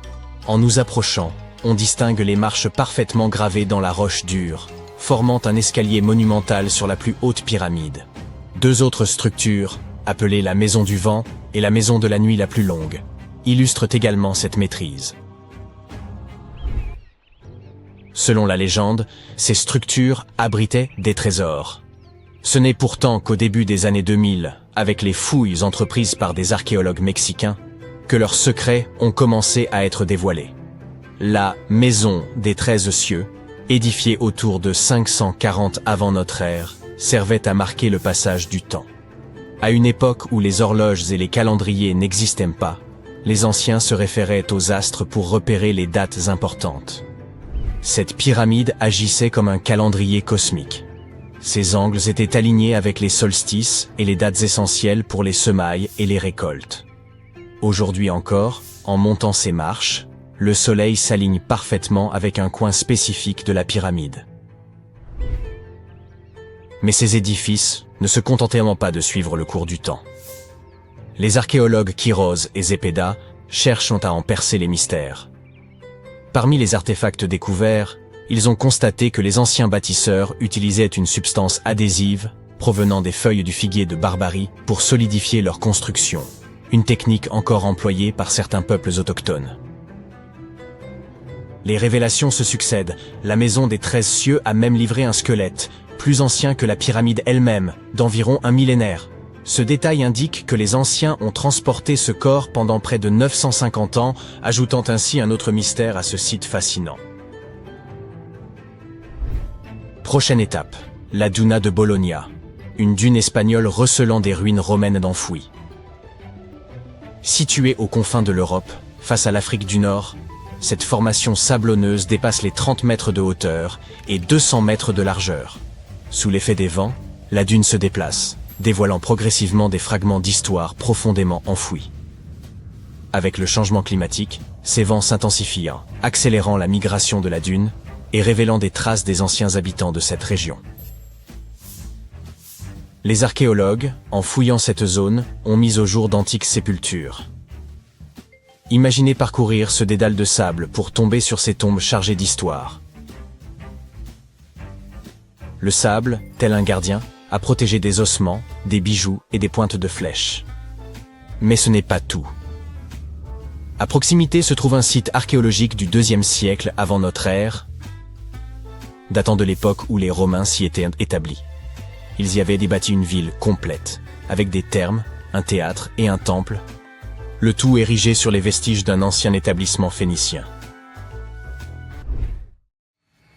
Il y a bien longtemps, un tremblement de terre a contraint les habitants à abandonner la ville, qui est restée ensevelie sous le sable pendant des siècles. Aujourd'hui, historiens et archéologues espèrent que ce paysage en perpétuel mouvement révélera encore d'autres secrets. Souhaitons que cette capsule temporelle de sable soit préservée et continue à transmettre ses histoires aux générations futures. Au Pérou, des archéologues étudient le passage du Condor, un couloir secret vieux de 3000 ans. Curieux? Ce passage a été mis au jour à Chavin de Huántar, une ancienne cité où vivait le peuple Chavin. Située à environ 300 km de Lima, la capitale péruvienne. Le peuple Chavin était réputé pour son talent artistique. Fascinés par les oiseaux et les félins, ils intégraient souvent ces motifs dans leurs œuvres. Bien avant l'avènement de l'empire Inca, ils figuraient parmi les premières sociétés sédentaires des hauts plateaux andins, cultivant ces terres 2 millénaires avant l'apparition des Incas. Dans un des édifices du temple, les archéologues ont découvert ce passage dissimulé, qu'ils ont surnommé le passage du Condor. Ce couloir, resté fermé pendant des siècles, conduit à plusieurs salles du temple, offrant un aperçu rare de la vie de l'époque. Lara Croft pourrait s'en donner à cœur joie. À l'intérieur de ce passage secret, les chercheurs ont trouvé des objets fascinants. Notamment une imposante poterie, plus lourde qu'un sac de pommes de terre et ornée de la tête et des ailes d'un condor. C'était par ailleurs un symbole de pouvoir pour les anciens Andins. Les fouilles ont également mis au jour d'autres poteries, toutes découvertes en mai 2022, au moment de l'ouverture de cette entrée dissimulée. Tout cela est donc plutôt récent. Le complexe de temples recèle encore d'autres structures, comme des terrasses, et bien d'autres mystères restent encore à découvrir. Progresser dans ces passages cachés pose de nombreux défis. Les archéologues ont donc eu recours à des caméras montées sur des robots pour explorer les lieux sans risquer de les endommager ou d'y rester coincés. Attendons de voir ce que ces fouilles révéleront encore d'incroyable. En novembre 1922, un garçon marchant dans les montagnes désertiques d'Égypte a découvert des marches antiques taillées dans la roche. Par la suite, cette découverte est devenue l'une des plus grandes et des plus importantes découvertes archéologiques au monde. Cette marche faisait partie du tombeau intact de Toutankhamon. Les archéologues ont trouvé environ 5000 objets anciens, dont des bijoux, des tissus, des vases peints et des masques funéraires. Tu as probablement vu l'un d'entre eux. Il est devenu l'un des attributs les plus reconnaissables de l'Égypte ancienne. Plus de 100 ans se sont écoulés depuis. Aujourd'hui, l'humanité s'est enfin rapprochée d'une autre découverte de grande envergure, la tombe de Cléopâtre. Cette reine a été la dernière souveraine active du royaume ptolémaïque d'Égypte, qui a siégé sur le trône de 51 à 30 avant notre ère. Il existe de nombreux documents anciens sur Cléopâtre, son règne et sa personnalité hors du commun. Mais jusqu'à présent, personne n'avait découvert les secrets de son décès et de son lieu de sépulture. Kathleen Martinez, archéologue, étudie depuis des décennies les documents anciens et les temples autour d'Alexandrie, et a conclu que la tombe de la reine devait se trouver sous la cité antique de Taposiris Magna, Tapusiris Magna, fondée en 280 avant notre ère. Il s'agissait d'une grande ville située sur la côte nord de l'Égypte, où des dizaines de milliers de personnes travaillaient dans le commerce et l'industrie. Et il semble que les suppositions du docteur Martinez se soient révélées exactes. Avec un groupe d'archéologues, elle a découvert un tunnel souterrain secret près d'Alexandrie, d'une longueur d'environ 1300 mètres. Il a été creusé dans la roche sous le temple de Taposiris Magna. Au cours des fouilles, ils ont trouvé de nombreux éléments qui indiquent que la tombe de Cléopâtre se trouve dans les profondeurs du tunnel. Il est également possible qu'elle y soit enterrée avec le commandant romain Marc-Antoine. Selon des documents anciens, Cléopâtre et Marc-Antoine s'aimaient et s'opposaient ensemble au Sénat romain, qui déclarait Antoine traître. Le fait que des catastrophes naturelles se soient produites sur le territoire de Taposiris Magna pendant des milliers d'années peut compliquer les fouilles. Des tremblements de terre et des inondations ont détruit la ville, et peut-être inondé ces tunnels souterrains. Mais les archéologues espèrent pour que l'ancienne tombe est restée intacte et qu'elle cache de nombreux trésors et documents sur la vie royale de l'Égypte ancienne sous le règne de la dernière dynastie. Il est possible que les fouilles se déroulent sous l'eau et dans la boue. Cela demandera beaucoup de temps et de moyens financiers, mais les archéologues sont sûrs que cela en vaut la peine. Quoi qu'il en soit, il est trop tôt pour affirmer que Cléopâtre est réellement enterrée à cet endroit, mais les scientifiques ont trouvé de nombreux objets dans le tunnel qui le confirment, notamment des pots en argile, des dizaines de pièces de monnaie à l'effigie de Cléopâtre et d'Alexandre le Grand, ainsi qu'un buste à l'effigie de la reine égyptienne. Cléopâtre reste l'une des personnalités les plus populaires d'Égypte, au même titre que Ramsès III et Toutankhamon. Elle a inspiré de nombreux films, peintures et livres. Mais qu'est-ce qui l'a rendue si populaire? Elle est devenue célèbre pour son inconstance. C'était une souveraine belle et intelligente qui a sorti l'Égypte de la crise et en a fait une puissance prospère. Les textes arabes médiévaux indiquent qu'elle connaissait la chimie, les mathématiques et la philosophie, et qu'elle a peut-être écrit plusieurs ouvrages scientifiques. Elle connaissait plusieurs langues et avait d'excellentes compétences diplomatiques. Par ailleurs, de nombreuses légendes affirment qu'elle était une femme fatale, qui rendait beaucoup d'hommes fous. Cependant, rien ne prouve que sa beauté était incomparable. Hollywood a créé l'image d'un modèle éblouissant en tournant plusieurs films dans lesquels des actrices célèbres interprétaient le rôle de Cléopâtre. L'empereur romain Octave, fils adoptif de Jules César, a quant à lui créé l'image d'une séductrice insidieuse parce qu'il était son ennemi. Bien qu'elle soit née en Égypte, Cléopâtre n'était pas égyptienne. Ses ancêtres étaient des Grecs, dont l'un des généraux d'Alexandre le Grand. Cependant, le peuple égyptien l'aimait. Elle a appris la langue et a été très sensible aux traditions de ce pays. Elle connaissait bien l'histoire, la mentalité et les coutumes de l'Égypte ancienne. Elle a relevé le niveau de l'économie égyptienne et renforcé le statut de l'Égypte en tant que puissance mondiale. Tout cela a été rendu possible en grande partie grâce à sa ruse et à sa force de persuasion. Elle aimait les représentations théâtrales et les fêtes somptueuses. Elle savait comment surprendre les gens et se donner en spectacle. Mais derrière l'image extérieure d'une amatrice de luxe se cachait une souveraine intelligente et calculatrice. L'Égypte ancienne était un pays riche et luxueux, et Cléopâtre a tout fait pour accroître sa richesse et renforcer sa position sur la scène internationale.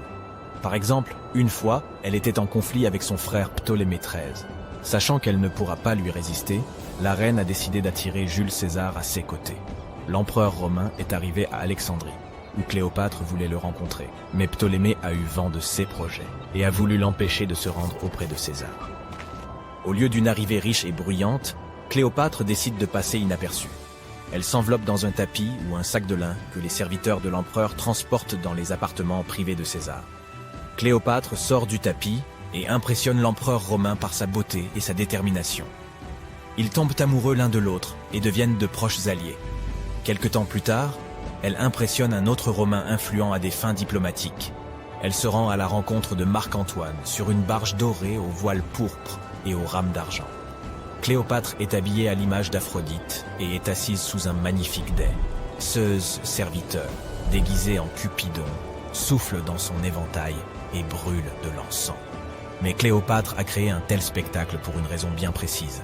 Elle savait qu'Antoine vénérait la mythologie grecque et se considérait comme l'incarnation de Dionysos. Cette femme l'impressionne tellement qu'il finit par l'épouser. Cléopâtre défend sa couronne, renforce son alliance avec Rome et donne 3 enfants à Antoine.